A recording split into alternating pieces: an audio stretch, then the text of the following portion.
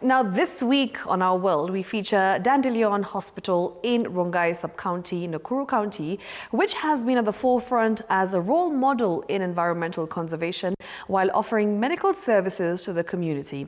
The hospital operates on 100% solar energy, generates its own biogas, and applies biological methods of pest control within its compound.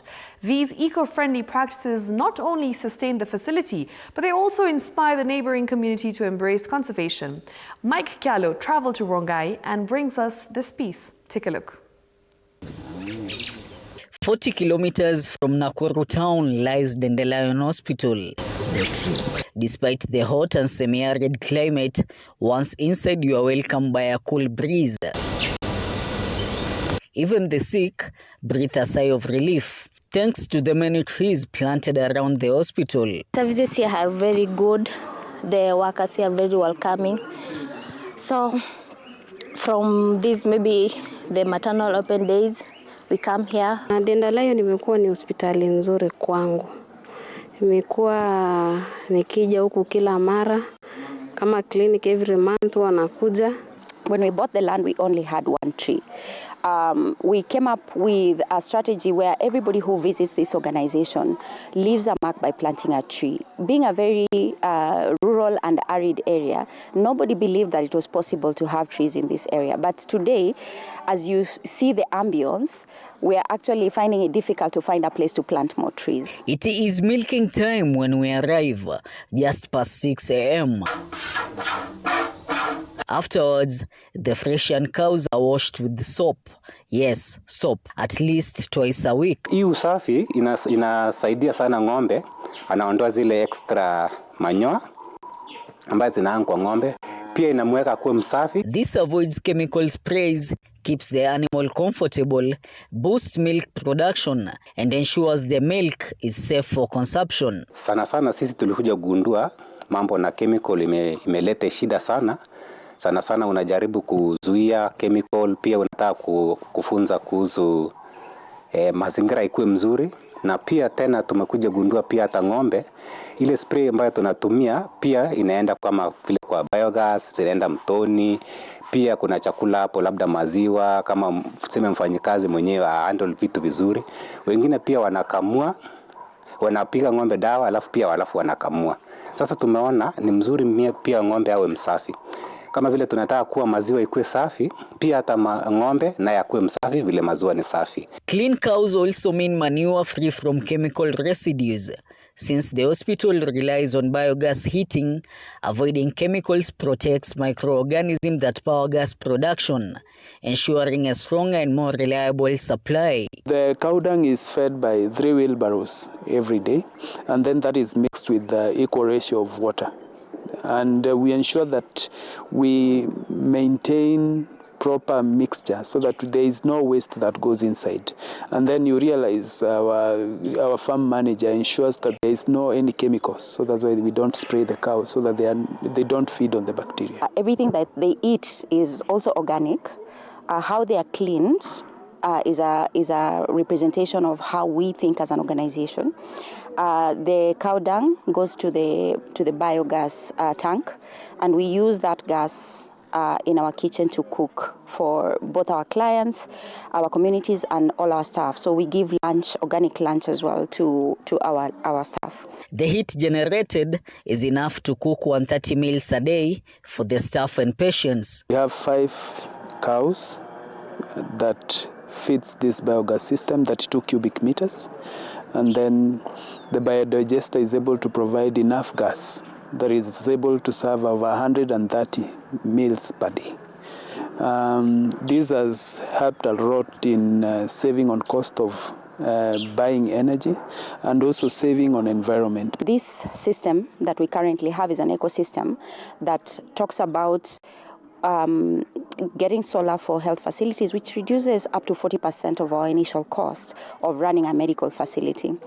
Apart from that, we don't buy gas here, so that cost of gas is no longer there. We do not buy our vegetables because we grow everything here, and we use the manure. We never buy fertilizer.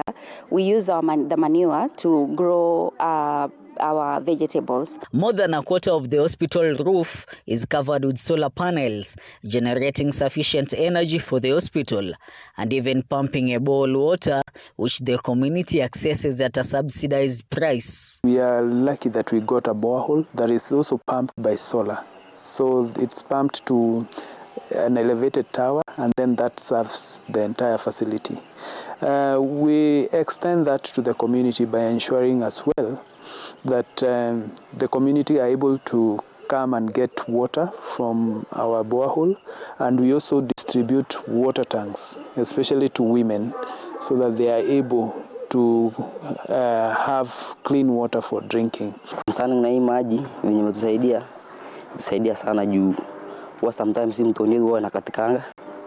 Sasa huwa unaona sometimes imetusaidia sana. Pia tena ni karibu kwa huko sasa, kama mimi sasa ni karibu kwangu.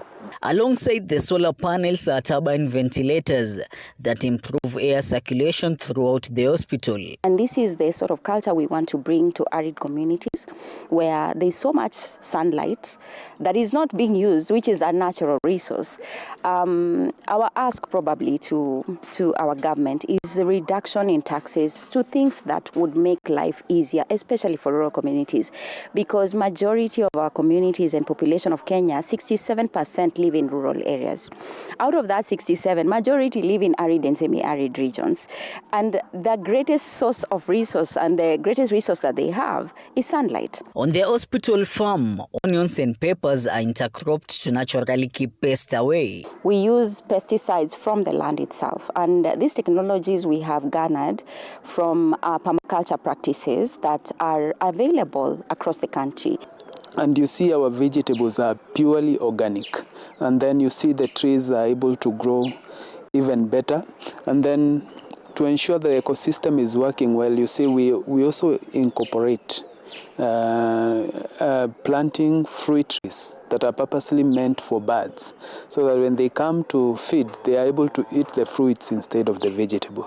So we have been able to save on a lot of cost by just ensuring we have our own food from the organic. Every window carries a rosemary plant which deter mosquitoes.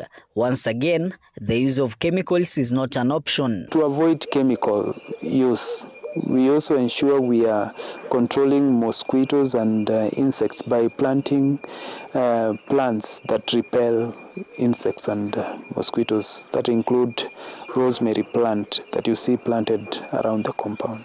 Solar is picking up, and that's very, very encouraging to see investors coming and making very bold decisions to use green sources of energy. That's a very, very good model, and we encourage many of our hospitals, including the county hospitals, to shift to green energy. I think that there is so much that we can do by just looking at an example of Dandelion Africa and seeing how, with very little resources, we were able to convert a very dry place to an oasis.